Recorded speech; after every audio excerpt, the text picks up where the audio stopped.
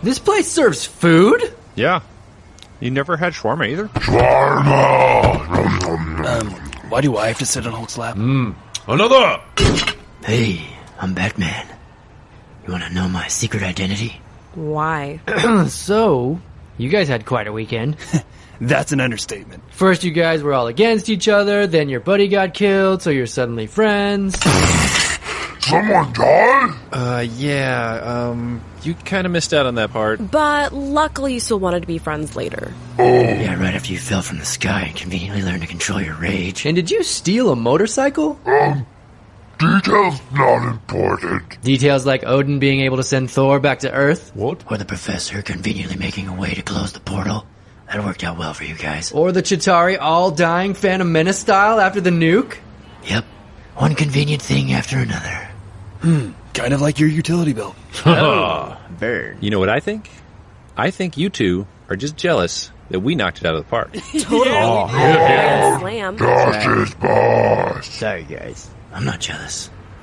I'm Batman. I guess I would be jealous if I wasn't like all of you combined. If I couldn't fly or shoot lasers or catch missiles or see really far or smash through buildings or wear red and blue. What's that? You're fading out. Whoa! We broke it too many records! We can't hear you through all of this box office money! Shawarma.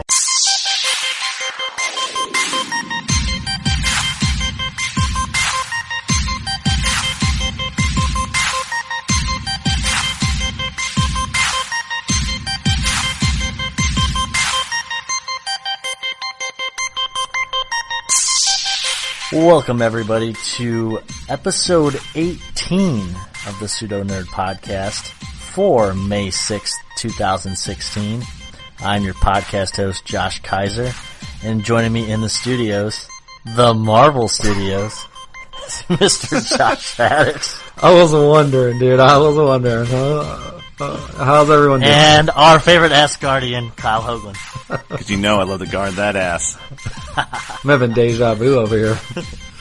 So, for our listeners who have no idea what the hell's going on right now, we're having some technical difficulties this week. I am in Indiana in a hotel room, and the show must go on, so I'm recording off some shitty hotel internet. And we started recording this podcast the normal way we do it, and got about 5 minutes into it, and Haddix and Hougie both sounded like robots, and it was going to be really poor quality.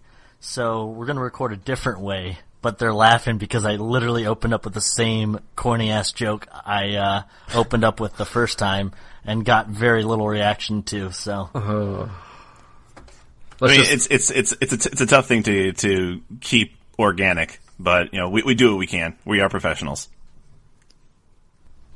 We sure are. And coming up in today's podcast, we're going to be discussing the Disney Marvel Universe. And since it is our month-long topic, this week we're going to sort of recap and preview and review sort of where the universe is at this point. And going forward, we're going to kind of, next week's podcast, talk about where we think the universe is heading and the direction they're going to take it. And then we're going to eventually review the Captain America Civil War movie, which comes out as of the time you're listening to this podcast today. So go see it because that's going to get reviewed here in a couple of weeks. And more importantly, hopefully we're able to entertain you guys a little bit with this Disney Marvel universe and what they've brought to us. And just let's get everyone to understand, we won't be talking about, I guess any of the old Spider-Man movies, the Fantastic Four, Deadpool, or X-Men. That is a completely different studio. That has nothing to do with this, this particular, I guess, story arc of the Avengers. Right. Yeah, that's a great point. This is literally the Avengers, the Thors, your Iron Man, your Captain America, your Hulk, and the other side characters. To a lesser extent, the Hulk. Right. And if fans had their way, eventually Fantastic Four, maybe X-Men. X-Men's kind of done all right on its own, but at least Fantastic Four and Spider-Man, things like that will get made under this Disney umbrella so they can get better quality movies anyhow. Speaking of Disney, part of the reason why we're in the position that we are with these Marvel movies is because Disney purchased the Marvel Studios, I think it was 2009, for a little over $4 billion. And much like the Star Wars franchise, has helped sort of revitalized and revolutionized the cinematic comic movie industry, really. And at this point, DC's playing catch-up. Well, easy on the DC jabs, all right, Hougie? Well, I mean, they had a couple good movies back in the early... what was it? Dark Knight came out just, 3 years before the first Iron Man? Well, yeah, but, you're right. I was just joking around. But it definitely, Marvel's the one that took the leap with this extended universe, cinematic extended universe, and it ended up paying off. Literally ended up paying off. So yeah, it's true. They've made quite a killing at the box office. So, I mean, I think it was just something where I want to say others, but really it's DC and Marvel are really the only two big comic lines out there. But yeah, I mean, basically at this point, DC needs to try to, I guess, in lack of a better term, copy off of what Marvel did. And he's going to start that with Man of Steel. That's their Iron Man. Well, so before we get into this, because that's an interesting point, and it's sort of off topic, but it's there. I'm just curious in your guys' input. DC came out with the better comic book movies when the Batman Begins and things like that. The Nolan movies came out, but then Marvel started releasing this all-connected universe, and Nolan movies really are their own entity. They're not part of any other universe, and not ever going to be. Do you think that Nolan kind of held them hostage with that and sort of hurt DC's advancement of their quote-unquote, cinematic universe? I do. And whether or not it was, planned or not, I'm not sure. I don't know exactly how those details went. But, he did have a trilogy set up, and it was a more realistic type of Batman. Something that you couldn't really... people are always wondering, why didn't they just extend that into a DC universe? But you couldn't. The whole purpose of that was a very human type of Batman. That's why he was not Batman by the end of the movie, because, he physically couldn't take it. His body couldn't take the beating. So, I guess, yeah, in a sense, it might have put them back while the Marvel universe started to take off. Was that? Were they talking about doing a DC universe back then when the Dark Knight movies were coming out? Was that even really something that was going to be, no, created? No, I don't think. I think they just signed on for a trilogy, and they had their ideas in place. That was when Marvel decided to take that risk, though, and it paid off. But I only asked because it sounded like you guys made it seem like Nolan was holding them hostage, as if they wanted to do that, but they were obligated to do this trilogy that, for all intents and purposes, has an ending. They do conclude the story arc with, the Dark Knight. Right, but my point was, I think DC at one point realized what Marvel was doing and was like, oh shit, we want to do this. But they literally cannot do it until after the Batman movies concluded. And I think it put them behind and forced them into a position where Dawn of Justice comes out and they're throwing in 18 different storylines into one movie, where Marvel instead had 6 movies to do the same thing that DC had to do in one. Yeah. So I don't necessarily think they were, Nolan was fucking them over or anything by any means. I mean, the movies made a ton of money. They were very successful. They're highly rated, but I think it put them in a terrible position in comparison to Marvel, and now it's hurting them more than had they not started that way. Yeah. Now, do you think that the success of the Batman movies, though, had Marvel come up with this idea to try to overtake DC? This is the time, probably 2004 to 2007, the Dark Knight movies were killing anything that Marvel was coming out with. Well, I was reading earlier today that the whole extended universe for Marvel came up because Marvel wanted to start their own production, And at the time, X-Men's owned by someone, Fantastic Four's owned by someone, Spider-Man's owned by someone. So they came up with Avengers to be able to kind of do whatever they wanted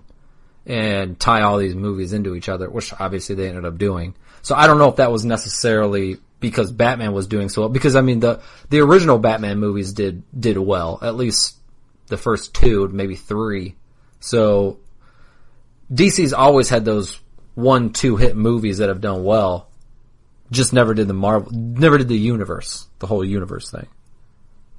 Right, and I think in general I think it's a very new idea, but you know, they see the success of the Batman trilogy, the Pirates of the Caribbean, your Harry Potters, like they know it's the era of sequels, it's the era where, you know, you don't just release one particular movie, and I think they just had this forthright vision of no pun intended. I see what you did there. Yeah. To create this. Well, we have the Avengers already, and they did this back in the comics, back in the '60s. Stan Lee, you know, they take all these comic book characters that they created and have the rights to, and throw them all together. So I think, you know, that was the idea, and it was sort of. I think it was a little ballsy because you're having to. Sort of take the risk that, all right, these people that we cast, these movies that we're casting as solo movies, you know, your Iron Mans, your Thors, that they're going to be successful enough and enjoyed enough to say, okay, down the line we're going to throw them all together in a movie. And it really kicked off with Iron Man 1, which is celebrating its 8-year anniversary. So, which again, as I mentioned in our pre-recording, I'm surprised that all this has happened in only a span of 8 years. I feel like they've gone through a lot of movies in that time, and to me, I would have guessed 10 or 12 years, I guess, for how long this is kind of taken to build. But do you guys think that had Iron Man, which for all intents and purposes is probably still one of the best of the Marvel movies that they've made, do you think if that had failed, and not in a Fantastic Four kind of failed, but just like enough where it wasn't that big of a hit, enjoyable, do you think they would have gone forth with this whole Avengers connected universe? I think they would have. I mean, it kind of depends on what you can see as like a. If it just was just another movie, then yeah, I see them doing it again. Just because the merchandising itself, even if the movie isn't great, they're going to make so much money with merchandising and you know, promoting and everything like that. You know, Disney, like we've said before in other podcasts, Disney is just a cut above the rest when it comes to, you know, promoting their products. So even if the movie itself may not have gotten great reviews, I mean, obviously the Incredible Hulk wasn't a very good movie, but they still felt that it was important enough to keep the Hulk around and keep the Avengers going. And even though they did change the Hulk actor. Well, do you think that had to do with the fact that Edward Norton would have been too expensive? I don't know. I think it's because they wanted a new feel. I honestly think if Iron Man was as successful or as bad, I don't know how you want to word it, as the Hulk movies that came out prior, I don't think Iron Man kicks off the Marvel universe. Now maybe they come out with a Thor next, and if that does well, then it kind of still happens type of deal. Or the Captain America, I think, was next, whatever. But it was Iron Man 2, Captain Thor, America. And then Captain America. Okay, so I think Iron Man being as successful as it was is what made the Marvel Universe happen. Now, not saying it couldn't have happened down the line at some point, but it was way better than any of the other Marvel movies that had been released to that date, as far as in that universe. So I think it really helped. And I think you can credit that a lot to good old Robert Downey Jr. Oh, absolutely. I mean, it's one of those things, and this will probably be more of a topic of next week, but you can't see anyone else playing that role. And he did so well in that movie. It really made you want the characters the heroes in these movies, the actors who've played them, all have done a phenomenal job playing the superheroes that they are, which really makes you enjoy each and every movie because of how interesting the actors are and how fun they are and how well they hit the role. It's just, that's probably one of the top reasons for success of these movies is the storylines aren't groundbreaking by any means, but the superheroes and the way they play them are so damn entertaining. Yeah, they definitely did a good job of casting. I mean, even with the Hulk, I mean, who would you rather take in, like Ruffalo or Norton at this point? I think Ruffalo's, and maybe it's just because they actually did well with the Hulk character, but I think Ruffalo's the best Hulk we've seen. I'll be honest, as much as I didn't like the Incredible Hulk, I didn't have a problem with Norton's portrayal of the Hulk. So that's why I was always confused with why they would change it, unless there was always rumors about saying things like, you know, Norton wanted more time on film, like when they first were saying, like, okay, well, a lot of these movies, obviously, when you're the Hulk, then Ed Norton's not on screen, and he had a lot of talk about how much of his, you know, how much screen time he himself was actually going to get, and Ruffalo was a lot more open to the idea of not being on screen as much as the others would be, obviously. Well, and that's the thing too, is honestly, I don't give a shit who, you could play Hulk for all I care. Like, honestly, I'd kill it. It's Bruce, it's how well you're gonna play Bruce Banner, and if he doesn't get a standalone movie and he's only gonna be in the Avengers, you're talking probably 20 minutes of total screen time anyways for him, so it's like, whatever, I don't care. Yeah, I'll agree with that. I had no problem with Norton or, what was it, Eric Bana was the first one, whoever the fuck, but yeah, I agree. I liked Ruffalo, but it wouldn't have made the movie for me if someone else was it, so.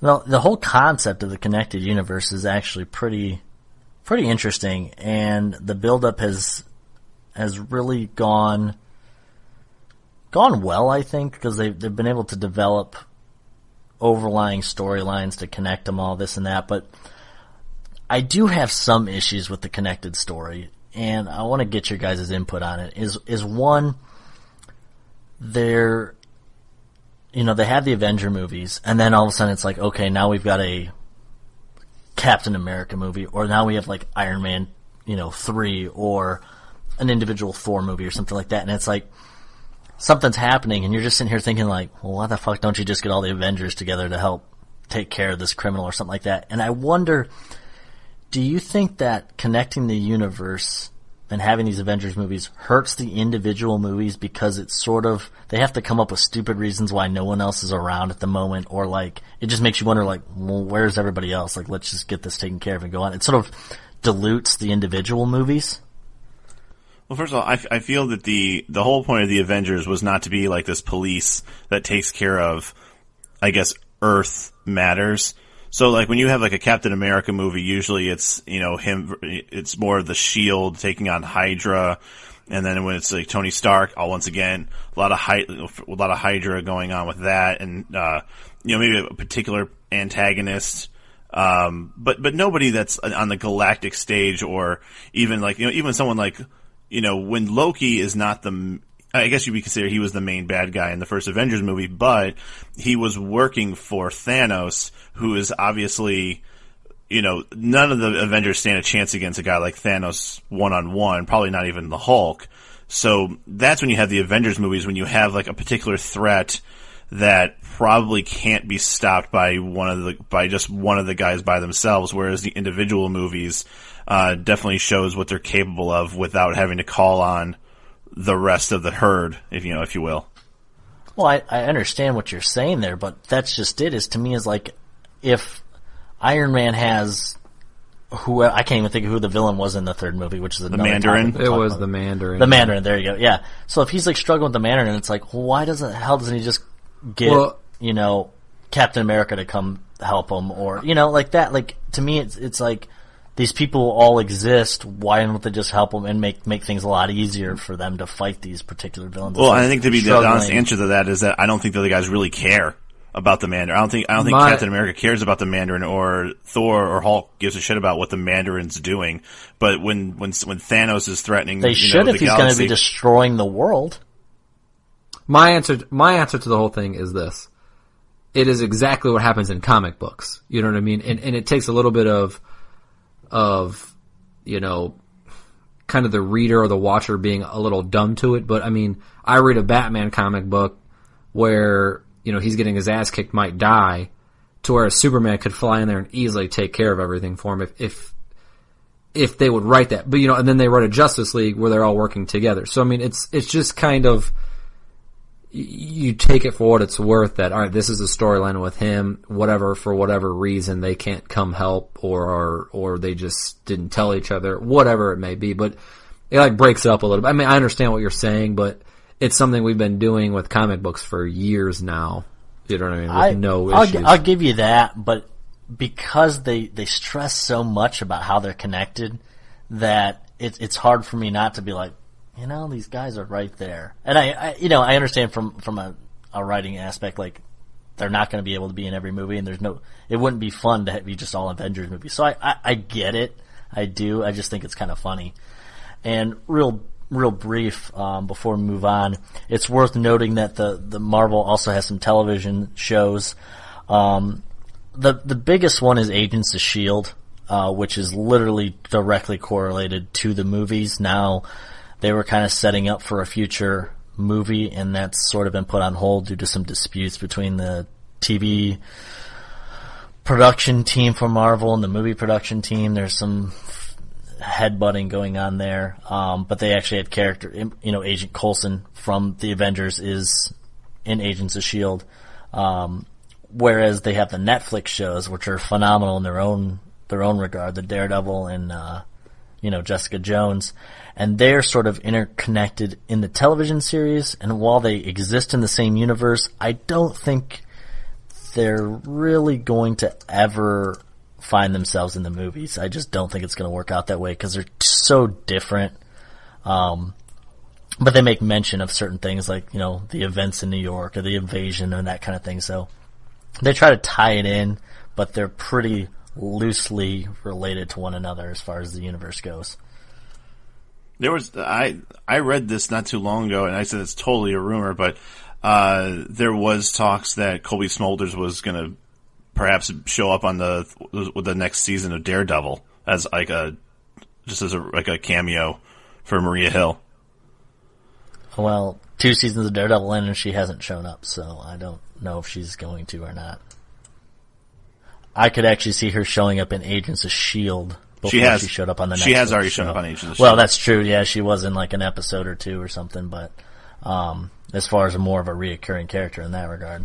Right, and the same thing with Daredevil. She wouldn't be all of a sudden on the show as a regular character. She would just be, somebody who represents S.H.I.E.L.D. shows up to do something because obviously it's all in the same universe. Right, yeah. So it's neat that they're able to have that, but I do think the Netflix shows, because of the nature of them, they're darker. They probably won't be tied into the movies going forward. But the big thing, the big draw to these movies, I think, is they follow a similar formula. And similar? Let's try that one more time, Kiser. A similar formula. Similar? Similar? Similar formula. And one of the major points of those is they focus on the heroes. They really do. And we kind of touched base on Iron Man a little bit, but Robert Downey Jr. just nails that role. And I don't know if there's one character in particular you guys like more than the others that you want to kind of touch base on, or your thoughts on the heroes in general.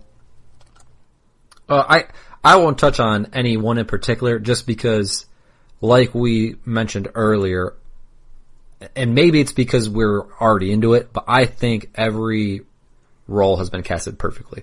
I think Chris Hemsworth is a great Thor. I think Chris Evans is a great Captain America. I mean, even down to, what's his name, being Hawkeye. Good Lord, I can't even remember his name all of a sudden. Jeremy Renner. Yeah, I mean, I just think they all did. I mean, in some of them, maybe they could have casted somebody, like maybe they cast somebody other than Jeremy Renner to be Hawkeye and it's still good. But after seeing the movies, like, that's them. They are their characters, and you got to give them props for just amazing casting for everybody. I'm with Haddix on that. There's not really a particular person. I'm definitely on the side of Robert Downey Jr. as Tony Stark, just because you don't get this every day where somebody gets a role that it just seems like he was meant to play that character. And then if they ever decide to make another Iron Man, 10, 15 years from now, when obviously he's not going to be doing that anymore, probably, it just probably wouldn't feel right, wouldn't feel the same. Right. Yeah, no, it's going to be interesting to see what they do in the future movies and things like that. But what I really enjoyed with these movies is it didn't really matter. Like, to me, Iron Man 2 was garbage, and Iron Man 3 was, like, slightly better. But it almost, you walked out of both of them, you didn't hate it, because at the end of the day, it was still Iron Man, and it was still Robert Downey Jr. playing a great role. And I think that's how all those movies are. Like, you walk out of the movies, and I don't know, it's never going to be, to me, like, Dark Knight is one of those movies you'll say, like, you could tell somebody, watch The Dark Knight, you're going to love it, it's like a classic. I don't know if any of the Marvel movies are ever, like, going to be just classics, but they all follow the same type of, character-driven, superhero-driven story, and you enjoy them at the end. There's humor. It's it takes a less serious approach than DC does to their movies, but it's because they're built around these heroes, and the actors playing the heroes do such a good job in the role that it's just like they become enjoyable movies. Yeah, I agree. I don't know, like you said, I don't know if it'll ever be one movie that's amazing, but I think as a whole, it's something that years from now you could tell someone like, God, have you ever seen, all the Marvel Avengers movies that like all tie in? Like, the whole thing itself is really cool. But to your point, I don't think there's one movie that you'd say, God, I could watch this movie every day, or anything like that. Yeah, it's not. It doesn't seem like it's one of those classic movies, but it's a movie that you'll stumble yourself on, like FX or FXX or whatever, and they'll always have those marathons of what seems like to be like every Iron Man, then every Thor, and then every Captain America. Those are the kinds of TV marathons that I catch myself like ruining like my whole afternoon and evening just watching, just because it feels like it's a really long movie. Because of how much everything's tied in together and how everything kind of fits. Yeah, I agree with that. Now, one thing, probably my biggest gripe with these movies in general is I think Marvel does a great job with the heroes. They have the lighthearted comedy, good action. The story's usually decent. Maybe it's just okay. But I think the big thing they drop the ball on in almost all of them are the villains. I think the villains are forgettable. I think they don't give enough backstory. They don't give enough. It's usually they just want, the villain either wants revenge or wants to like take over the world. And other than that, you really don't know why. And they're kind of boring.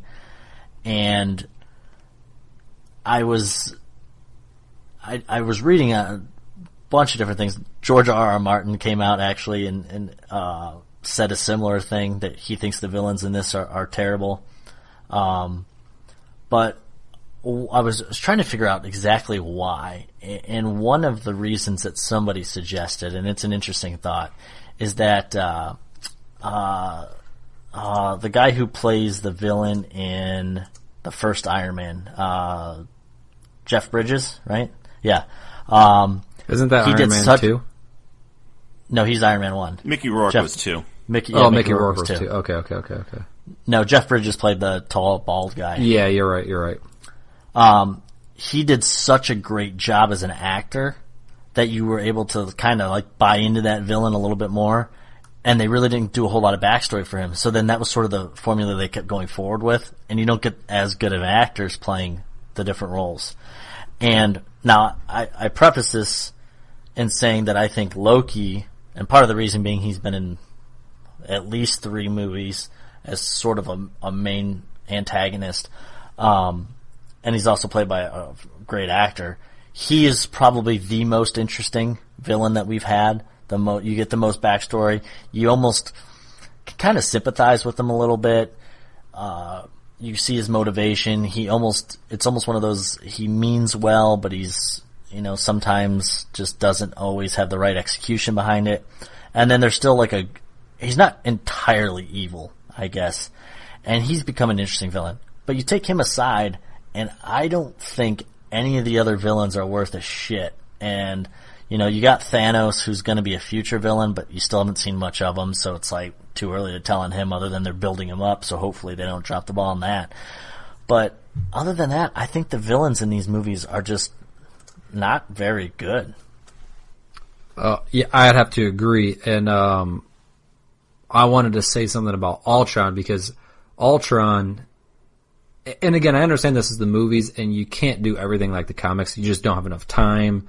You know what I mean? It's just, there's a lot of things involved with it. But Ultron in the comics was literally unbeatable. And the whole story in the comics was that Wolverine had to go back in time to basically stop Ultron from even being made because he destroys the Earth. So it just goes to show you how, and I guess they could always bring Ultron back, cause he's like a virus that's just kind of everywhere. But I mean, they killed him in one movie. They introduced him and killed him in one movie.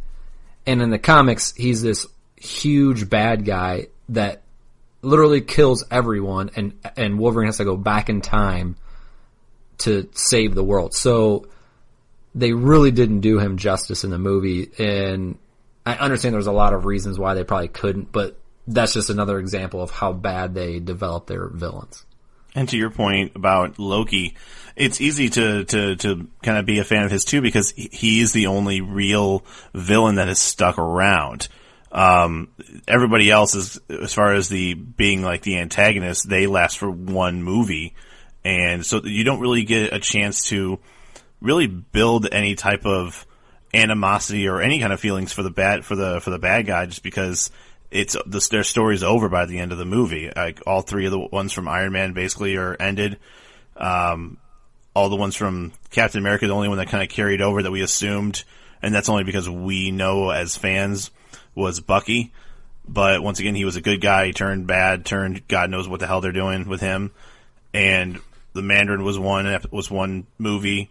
So the only big payoff, which is us having to sit here and wait patiently, is Thanos, and then whenever Loki feels like getting put in the mix. But like you said before, even Loki's not really a bad guy. He's more of he feels like, once again, feels like he's doing the right thing, but, he's always been that mischievous type of guy that likes chaos, but then he realizes he can use that chaos to change things the way he thinks it should be. So it's not evil as much as maybe it's just a misinformation. Right, but, and the point I want to make about that is, while Loki's been in multiple movies, even in the first Thor, I thought they did a good job of sort of giving him background, but it shouldn't have to take multiple movies for you to appreciate the villains. Like, they should be able to be written into one movie, and by the end of it, you'd say oh yeah, okay, that was, it was a good villain, or, you understood where he was coming from, or his meaning, this and that. You don't really get that in most of them. And if I sat here and went through a list of every one of these movies that came out and asked you who the villain was, I bet you'd be like, well, I don't know. I don't think you can name them without looking at a list. And that's, to me, is kind of a shame. Yeah, we actually, I think, all struggled in some way, shape, or form to name all 3 separately the villains in the Iron Man movies. Yeah. So, yeah, that's a good point.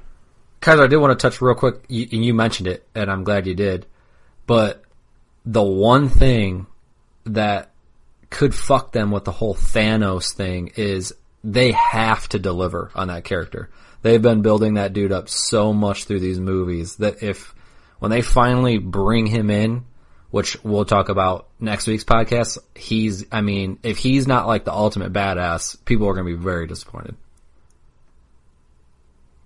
Absolutely. And like you said, we're going to talk about all that, where we think Thanos is going to go and stuff next week. So we'll hold it off till then. But yeah, they better get that one right. Otherwise, people have excused him for now. And if this were like Zack Snyder directed movies, they'd be blasted. Marvel in general, I think it's a little bit more of a pass because they've been overall successful and enjoyable movies. And I think it's a little unfair to DC in that regard. But they definitely need to hit with him, or I think eventually something's got to give. Yeah.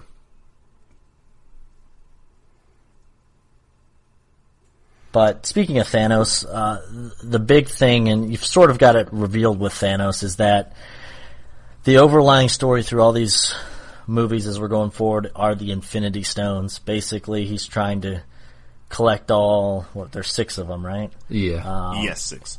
And we'll talk more about, what they all, the full, the gauntlet going forward next week. But in the meantime, I thought it'd be good to sort of recap the stones that we've seen, where they're currently at. Cause I had to look this shit up too, because it's like, I'm trying to remember from like which movie and where was this at, where's it at right now and things like that. I remembered where we saw them. I had to look up where they're currently at.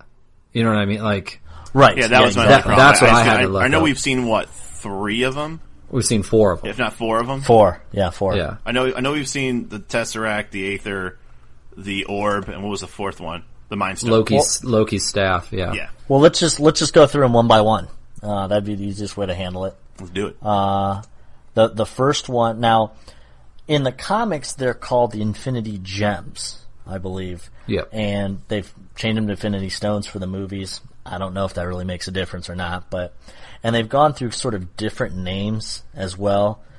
So I'm going off, I've got the Marvel Cinematic Universe wiki up right now as we speak, so I'm assuming that it is going to be the most accurate out there.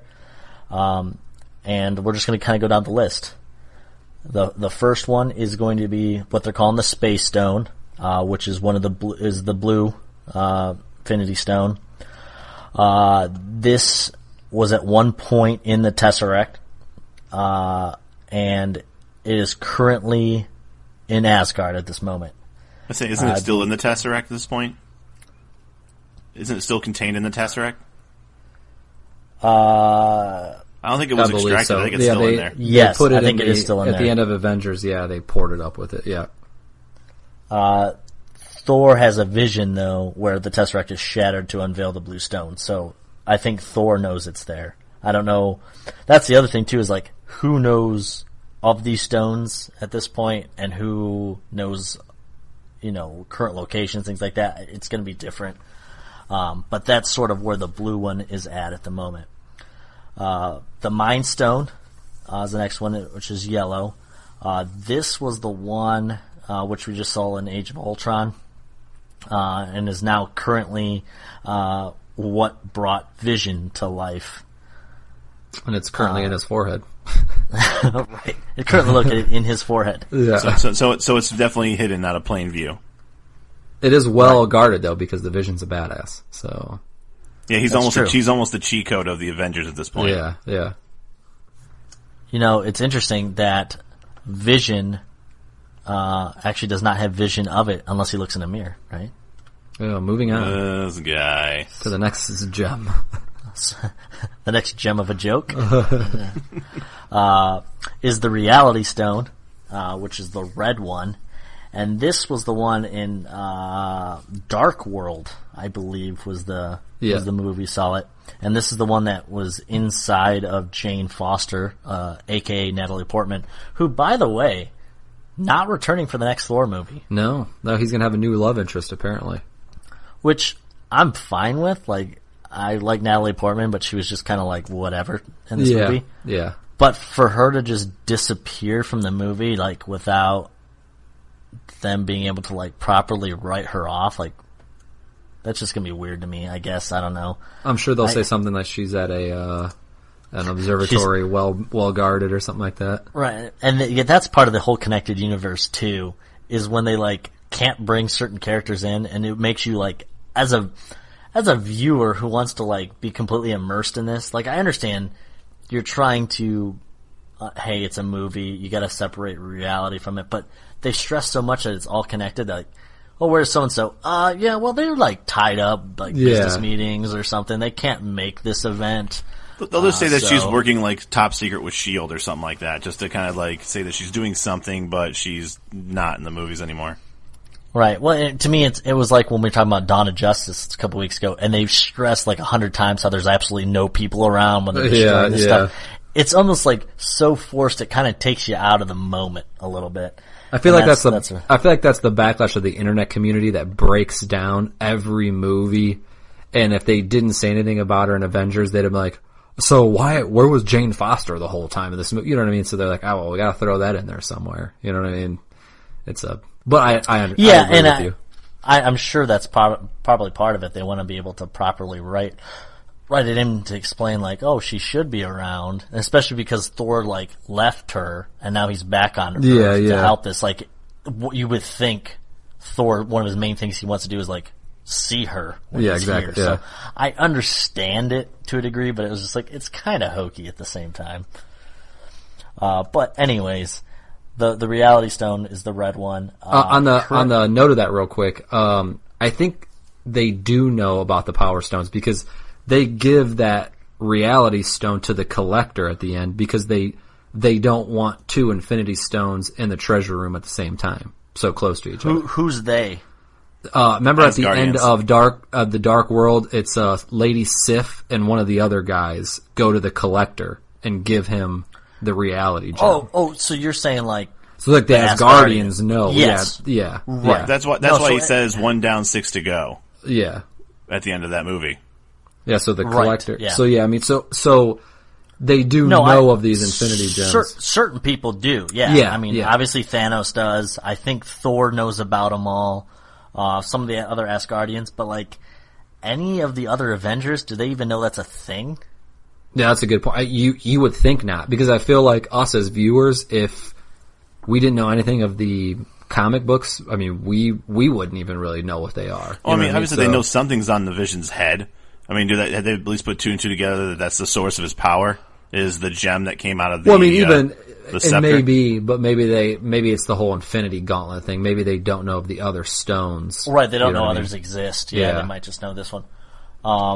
Where did the yellow one was from the It was from the purple stone. It was never named in Guardians of the Galaxy. It was called the Orb. No, not that one. I'm sorry, I'm jumping back to Visions again.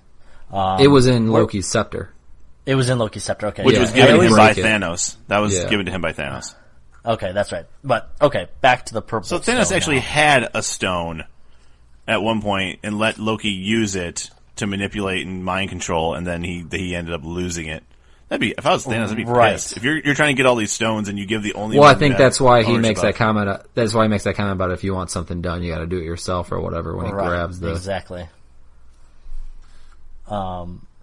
Let's just say Thanos lacked the vision to see what was going to go on. Right? Oh God, he should have used that. I'm running that himself. joke into the ground.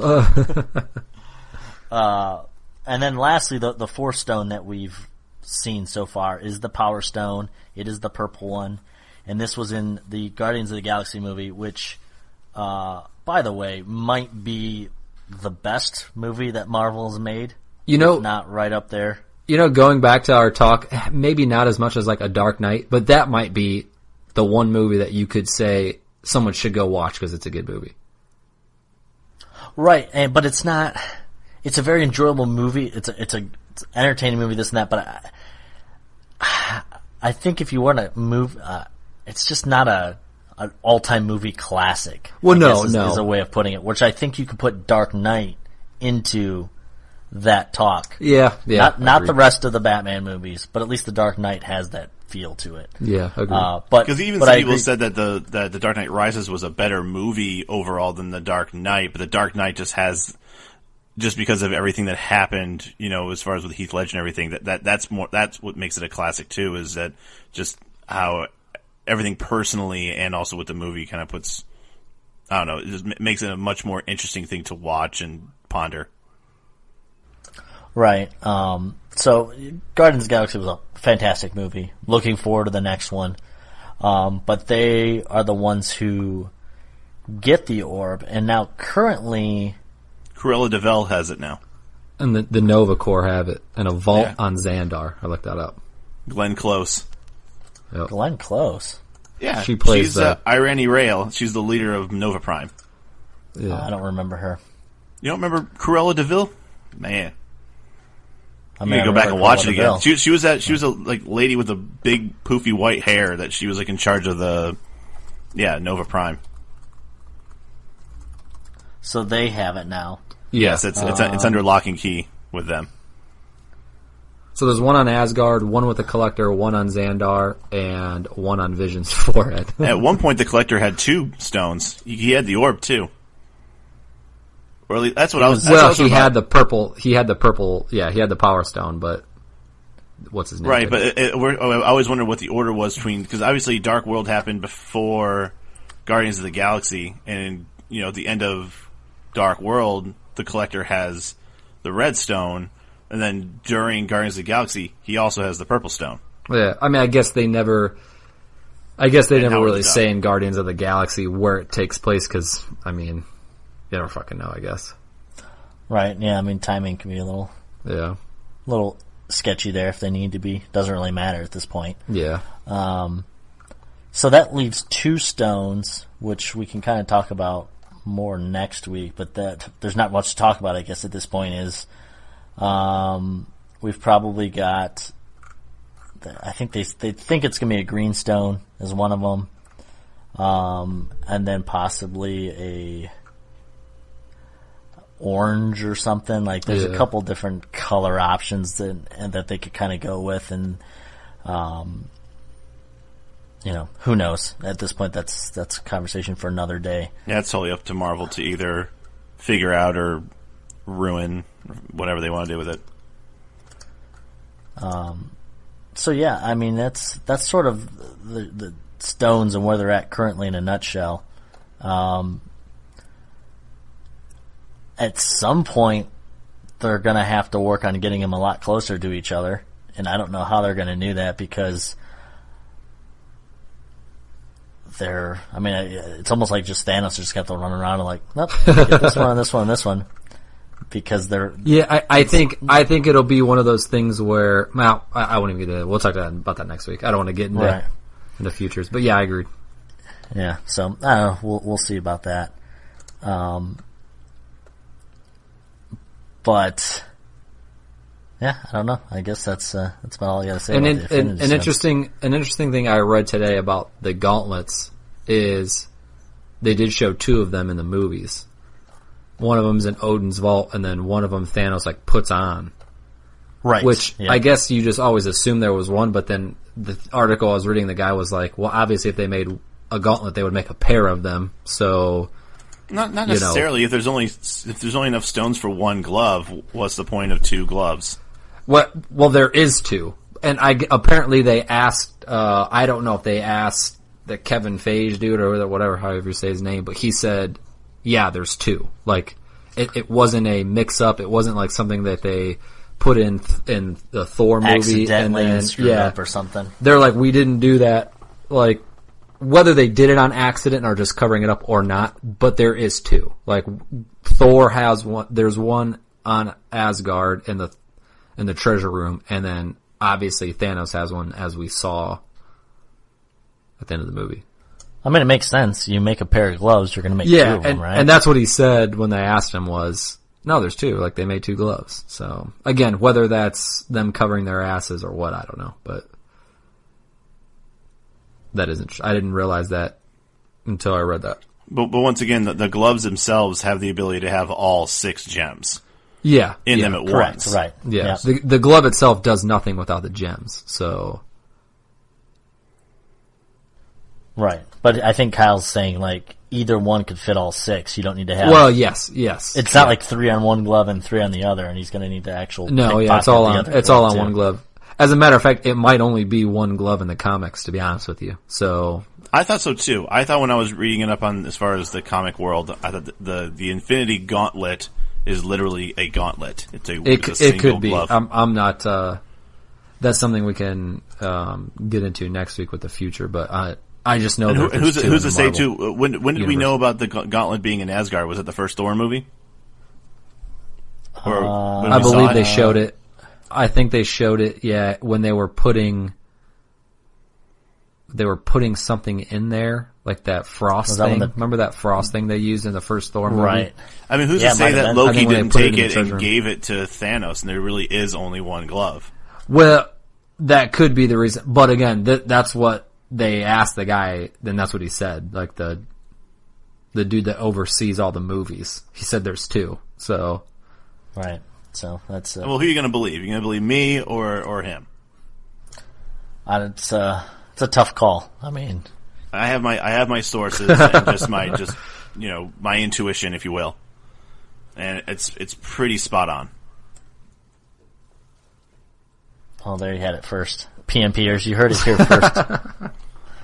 Kyle Hogan just breaking the news right now. So, you know what? If you go to watch the Avengers Infinity War and you see that, like, a flashback of Loki stealing the gauntlet, you can say, well, Hogan spoiled that for us 3 years in advance. You're welcome, and I'm sorry. But yeah, that's pretty much our show right now. I think we've sort of recapped a little bit of where things have been, where they're going is really going to be next week's topic. And we sort of we'll probably talk more about the Infinity Stones, the Infinity Gauntlet or Gauntlets, and Thanos and the future of this connected universe.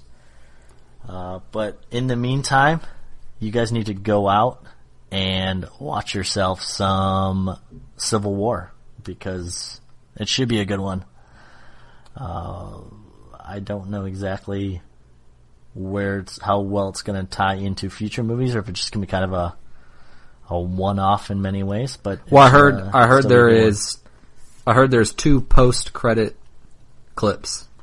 Yeah, I heard that too. I think that's what they've kind of been doing. They do the one like right after the animated credits, and then one after like the real one at the end. Yeah.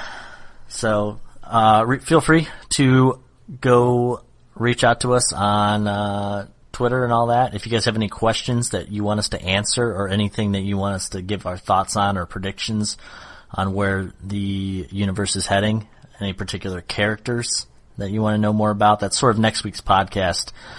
So feel free to get your questions in at PseudoNerdPod on the Twitter. Leave us a comment on Facebook. Don't forget to subscribe and leave that 5-star rating and comments, much like Haddix, I'm sure, has done since the last time we asked him to do that. Absolutely, I have. Don't also forget to visit pseudonerdpod.com. That's right. Kyle still writes blogs and stuff up there, so give him some clicks and views there. I feel like this podcast went really quick. It did seem like that, but or also forever because we recorded it twice. I was going to say it's taken us 2 hours, but it's gone by very quickly. So, from the birthplace of the Winter Soldier, Bucky Barnes, to the birthplace of Whiplash, all the way to the residents of Earth 199,999 Ant-Man, I am Josh Kiser. He is Josh Haddix, and he is Kyle Hoagland, and we will see you guys next week. Man, you stretched for that one, but have a good Friday. What's longer, the intro or that? See you later.